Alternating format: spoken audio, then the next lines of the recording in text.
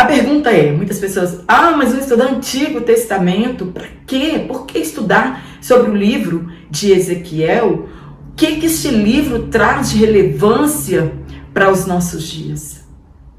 Este livro, ele nos ensina a refletir sobre a soberania de Deus em nossas vidas, na vida das pessoas e também na vida das nações e sobre todos os acontecimentos.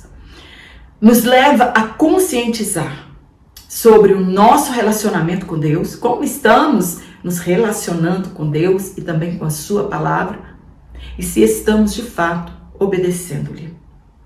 Trata também da nossa responsabilidade como atalaias de Deus, de anunciar ao ímpio a sua impiedade e de anunciar o evangelho de Jesus Cristo para o mundo ao nosso redor. Não é fácil compreender este livro, as suas visões, um livro tão antigo, cheio de visões, de pontos difíceis de serem entendidos. Somente entendemos este livro com a capacitação e iluminação espiritual. Há uma complexidade semelhante ao livro de Apocalipse. O que ele retrata para o final, nós também encontramos no livro de Apocalipse. Tem uma das mensagens mais pregadas em nossas igrejas, Ezequiel capítulo 37, o Vale dos Ossos Secos. Em muitos séculos passados, a visão da carruagem do capítulo 1 foi quando Deus fez o chamado, mostrou para ele a glória de Deus. Deus sempre fazia isso, mostrava o seu trono e a sua glória e o seu poder, confirmando a chamada daquele profeta. Há muito tempo atrás, essa visão do capítulo 1 sobre a tempestade e as rodas e os olhos e vários rostos, ela foi proibida pelos rabinos de ser ensinada aos novos estudantes. E também por ela ter trazido no passado, a iniciativa ao Cabala. Então ela foi proibida para aqueles estudantes que ainda não tinham maturidade de tal forma para entender esta passagem. E realmente é difícil entender essa passagem. Então o livro de Ezequiel, ele tem a seguinte divisão. Primeiro, do capítulo 1 ao 3, fala sobre a chamada e a de Ezequiel. Trata sobre a visão do trono e da glória de Deus. A segunda divisão que nós temos é a mensagem profética de juízo para Judá e Jerusalém, que está do capítulo 4 ao capítulo 24. Dos capítulos 1 ao 24, eles são antes do cerco de Jerusalém. A terceira divisão que nós temos é a mensagem profética de juízo para as nações estrangeiras, as nações que estavam ali ao redor, cujas mensagens são do período do cerco. E a quarta divisão é a mensagem profética de restauração de Israel. E isso foi após o cerco de Jerusalém. Então agora nós vamos tratar sobre essa primeira parte, do capítulo 1 ao capítulo 24. Quando se deram essas revelações? Nós já acabamos de falar. Antes que Jerusalém fosse cercada. Babilônia ainda não havia destruído Jerusalém e saqueado o templo quando foram feitas essas revelações. Nestes primeiros capítulos tem a visão inaugural da chamada de Ezequiel como profeta.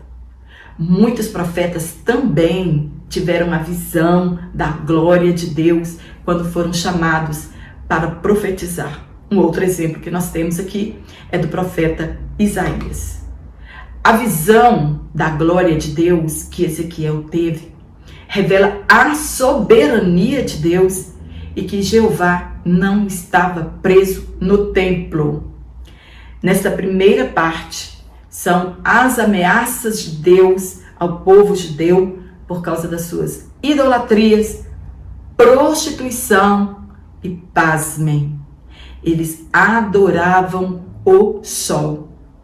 Ofereciam sacrifício a Tamuz. São advertências contra os falsos profetas que enganavam o povo, dizendo que o cativeiro ia durar pouco tempo, que logo eles estariam de retorno para Jerusalém. Eles foram chamados por Deus de raposas do deserto. Os sacerdotes, eles não sabiam discernir entre o santo e o profano. E os príncipes, eles extorquiam os pobres, né? Eles viviam a avareza. Na segunda parte, que é do capítulo 25 ao capítulo 32, aqui os juízos, eles já são para as nações vizinhas.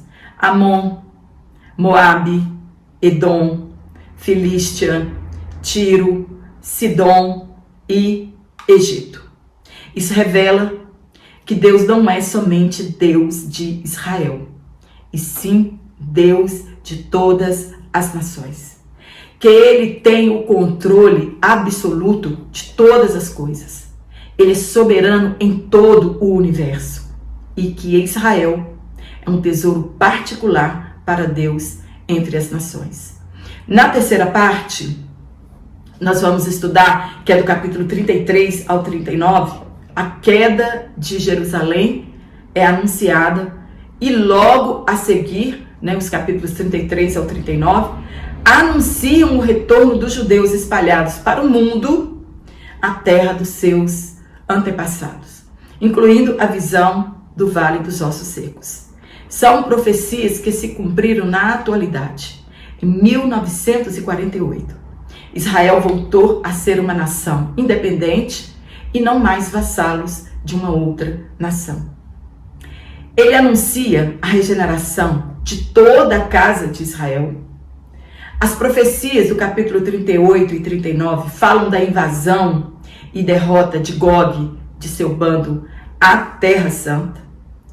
O livro termina com a visão do novo templo e da redenção para Israel e toda a humanidade.